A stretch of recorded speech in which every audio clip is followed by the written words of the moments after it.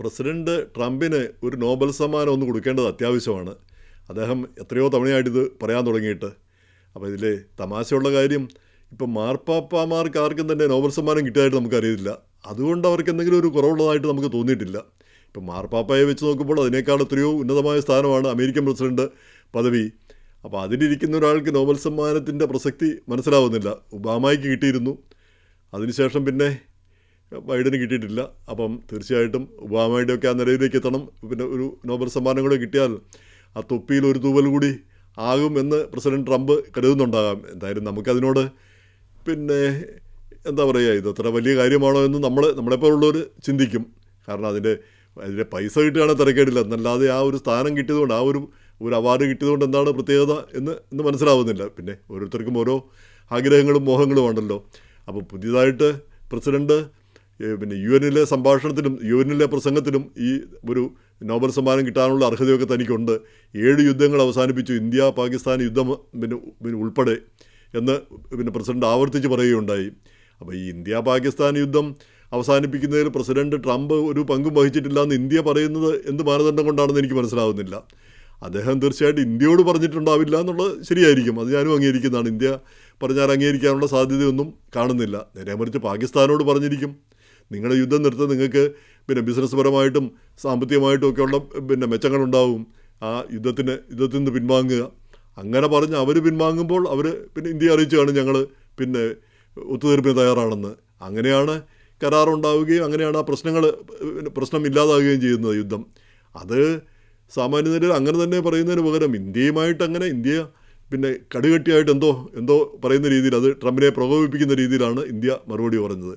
അതും ശരിയാണോ? അതൊരു ഡിപ്ലോമസി ആണോ? അത് ആ അൺഡിപ്ലോമാറ്റിക്കായിട്ടുള്ള ഒരു പിന്നെ മറുപടിയാണോ ഉണ്ടാവേണ്ടത്?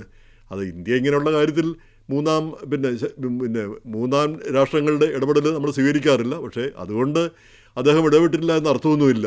പാകിസ്ഥാനുമായിട്ട് ഇടപെട്ടിരിക്കും, അങ്ങനെയായിരിക്കാം ഇത് ആ പ്രശ്നം തീരുന്നത്. അങ്ങനെ തന്ത്രപരമായി സംസാരിക്കുന്നതിന് പകരം ഇന്ത്യ ഞങ്ങൾ പിന്നെ അതായത് അന്ന് ആ രീതിയിലാണ് സംസാരിച്ചത്. അപ്പോൾ അത് നമ്മുടെ വിദേശകാര്യ വകുപ്പിൻ്റെ നയതന്ത്രജ്ഞന്മാരുടെയൊക്കെ ഒരു പരാജയമായിട്ട് വേണം കണക്കാക്കാനായിട്ട്. പിന്നെ ഈ കാര്യങ്ങളെ മുൻകൂട്ടി മനസ്സിലാക്കി ഓരോ പിന്നെ പ്രകോപനമുണ്ടാക്കാതെ മുന്നോട്ട് കൊണ്ടുപോകാൻ കഴിയുന്നതിലാണല്ലോ ഈ നയതന്ത്രം എന്നൊക്കെ പറയുന്നത്. ഇപ്പം പിന്നെ അത് നമ്മുടെ നയതന്ത്രമൊന്നും അത്രയൊന്നും ഇല്ലയെന്ന് തോന്നുന്നു ഇന്ത്യയുടെ. എന്തായാലും ആ നിലപാട് ശരിയായില്ല എന്ന് തന്നെയാണ് കരുതേണ്ടിയിരിക്കുന്നത്. ട്രംപിനെ പ്രകോപിപ്പിച്ചു, അതിനുശേഷമാണ് ഈ താരിഫ് മുതൽ H1 വിസ വരെയുള്ള മാറ്റങ്ങളെല്ലാം വരുന്നത്. അതെല്ലാം ഇന്ത്യക്കാർക്കാണ് ദോഷമായിട്ട് ബാധിക്കുന്നതും. എന്ന് കരുതി ഇപ്പം നമ്മുടെ അമേരിക്കയുമായിട്ടുള്ളൊരു ബന്ധമില്ലെങ്കിൽ ഇന്ത്യ തകർന്നു പോകുമെന്ന് ചോദിച്ചാൽ അങ്ങനെ തകരാൻ പാടില്ലല്ലോ. ആരെയെങ്കിലും കണ്ടുകൊണ്ട് നമുക്ക് മുന്നോട്ട് പോകാനാവില്ല, ഒരു രാജ്യത്തിനും മുന്നോട്ട് പോകാനാവില്ല. അതാണ് സത്യമായിട്ടുള്ള കാര്യം. അപ്പം നമ്മൾ സ്വതന്ത്ര നിലയിൽ നിൽക്കേണ്ടത് സ്വന്തം കാലിൽ നിൽക്കേണ്ടത് ആവശ്യം തന്നെയാണ്. അതേസമയം തന്നെ പിന്നെ ഇന്ത്യയുമായിട്ടുള്ള ബന്ധം പോയതുകൊണ്ട് ഇവിടെ അമേരിക്കയിൽ ഭയങ്കര സംഭവങ്ങൾ നടക്കുന്നു.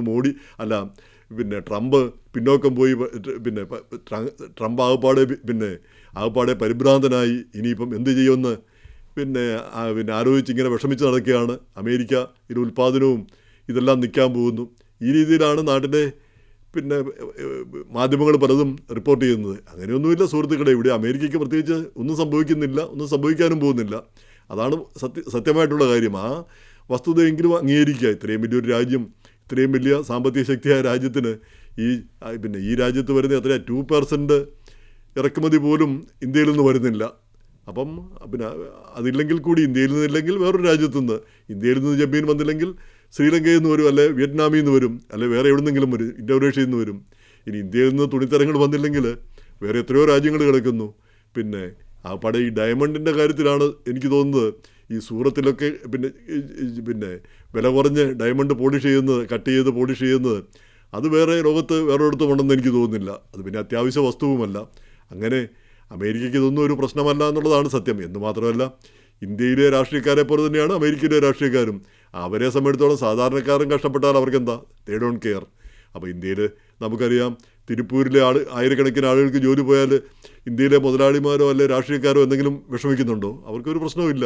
അവരെ സംബന്ധിച്ചിടത്തോളം ഒന്നും വരാൻ പോകുന്നില്ല, സാധാരണക്കാരാണ് അനുഭവിക്കുന്നത്. അപ്പോൾ ആ ചിന്താഗതി തന്നെ എല്ലായിടത്തും അതുപോലെ തന്നെ ആയിരിക്കുമല്ലോ. രാഷ്ട്രീയക്കാരും മുതലാളിമാരും എല്ലാം അങ്ങനെ തന്നെ ആയിരിക്കുമല്ലോ ചിന്തിക്കുക. ലോകത്തിലെല്ലായിടത്തും ഒരേ തൂവൽ പക്ഷികൾ എന്ന് നമുക്ക് അവരെ വിശേഷിപ്പിക്കുകയും ചെയ്യാം. അപ്പോൾ ഈ ട്രംപിൻ്റെ ഈ വിവാദ പ്രസ്താവനകൾ ഇപ്പോൾ ഐക്യരാഷ്ട്രസഭയിലാണേലും അദ്ദേഹം പറഞ്ഞിരിക്കുന്നത് ഈ ക്ലൈമറ്റ് ചേഞ്ച് ഇല്ല എന്ന് പറയുന്നത് ശരിയാണോ? വാസം പറഞ്ഞാൽ നമ്മുടെയൊക്കെ ചെറുപ്പത്തിൽ ഇപ്പോൾ കേരളത്തിലെ കാര്യം തന്നെ പിന്നെ എടുക്കാം.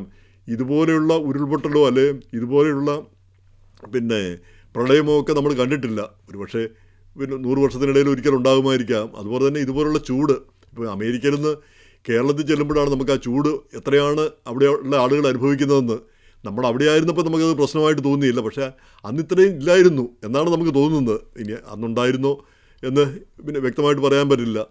അപ്പോൾ അങ്ങനെ ആ മാറ്റം ലോകം എമ്പാടും കാണുന്നുണ്ട്. അപ്പോൾ അതില്ല എന്ന് അദ്ദേഹം പറയുന്നത് എന്തർത്ഥത്തിലാണെന്ന് മനസ്സിലാവുന്നില്ല. അതുപോലെ തന്നെ പിന്നെ ഈ ഈ സോളാർ പാനൽ ഇങ്ങനെയൊക്കെയുള്ള കാര്യങ്ങൾ അതിൻ്റെ ഒന്നും ഒരു ആവശ്യവുമില്ല. നമ്മൾ ഈ കൽക്കരി കത്തിച്ചും അതുപോലെ തന്നെ ഈ കൂറ്റൻ ഡാമുകൾ ഉണ്ടാക്കിയും ആ രീതിയിൽ തന്നെ ആ പഴയ രീതിയിൽ തന്നെ അല്ലേ പിന്നെ അറ്റോമിക് എനർജി ഉപയോഗിച്ചും പിന്നെ റിയാക്ടറുകൾ സ്ഥാപിച്ചും ഇലക്ട്രിസിറ്റി എടുക്കണം, ആ രീതിയിലൊക്കെയുള്ള ചിന്താഗതി അതൊക്കെ ഒരു പിന്നോക്കം പോകുന്നത് പോലെയാണ് തോന്നുന്നത്. അതുപോലെ തന്നെ ഈ മെഡിസിനെ പറ്റി പറയേണ്ടത് ഇപ്പം പിന്നെ നമ്മുടെ health and human service secretary പിന്നെ RFK ജൂനിയർ, അപ്പോൾ അദ്ദേഹമാണ് തീരുമാനം എടുക്കുന്നത്. അദ്ദേഹം ഒരു വക്കീലും കോൺസ്പിറസി തിയറിയും ഇതൊക്കെയാണ് അദ്ദേഹത്തിൻ്റെ എല്ലാ കാലത്തെയും പരിപാടികൾ. അപ്പോൾ അങ്ങനെ ഒരു വ്യക്തി മെഡിസിൻ സംബന്ധിച്ചുള്ള തീരുമാനം എടുക്കാവോ? അദ്ദേഹം നിയമിച്ച ആളുകൾ ഇപ്പോൾ CDC ഇപ്പോൾ പറഞ്ഞിരിക്കുന്നത് ഈ വാക്സിനുകൾ പലതും ഒരുമിച്ച് എടുക്കേണ്ടതില്ല. ഇപ്പം പിള്ളേർക്ക് എടുക്കുന്ന MMR വാക്സിനൊക്കെ നമ്മൾ ചെറുപ്രായത്തിൽ തന്നെ നമ്മളെല്ലാം നാട്ടിൽ നിർബന്ധമായിട്ടും എടുത്തിരിക്കും. അതൊന്നും എടുക്കേണ്ടതില്ല. MMR വാക്സിൻ്റെ കൂടെ ഈ മീസിൽസിനുള്ള വാക്സിനും കൂടെ ചേർത്ത് കൊടുക്കാൻ പാടില്ല.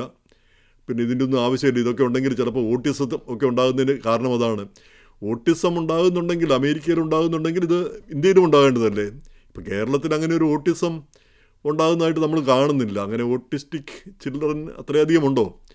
ഇനി എൻഡോസൾഫാൻ്റെ ബാധിതരൊക്കെ ഇങ്ങനെ കാസർഗോഡ് ആ ഭാഗത്തൊക്കെ ഉണ്ടെന്നുള്ളതല്ലാതെ ഓട്ടിസ്റ്റിക് ആണെന്ന് ഉള്ള ആളുകൾ നമ്മൾ ചുരുക്കമായിട്ടാണ് നമ്മുടെ നാട്ടിൽ കാണുന്നത്. അപ്പം ഇവിടെ ഓട്ടിസം ഉണ്ടാകുന്നതിന് വേറെ എന്തെങ്കിലും കാരണങ്ങൾ കാണും. അപ്പോൾ അത് കണ്ടുപിടിക്കുന്നതിന് പകരം ഇതാണ് കാരണമെന്ന് പറയുന്നതിൽ എന്താണ് അർത്ഥമെന്ന് മനസ്സിലാവുന്നില്ല. അതുപോലെ തന്നെ ഈ ടൈലനോൾ നമുക്കറിയാം, അസെറ്റാമിനോഫിനോൻ അത് നമ്മുടെ നാട്ടിലെ പാരസെറ്റമോളാണ്. അത് ഗർഭിണികൾ ഉപയോഗിച്ചാൽ പിന്നെ അവരുടെ കുട്ടികൾക്ക് ഓട്ടിസം ഒക്കെ വരാൻ സാധ്യതയുണ്ടെന്ന്. അപ്പം കടുത്ത പനിയൊക്കെ വരുമ്പോൾ കൊടുക്കുന്ന ഒരു മരുന്നാണത്.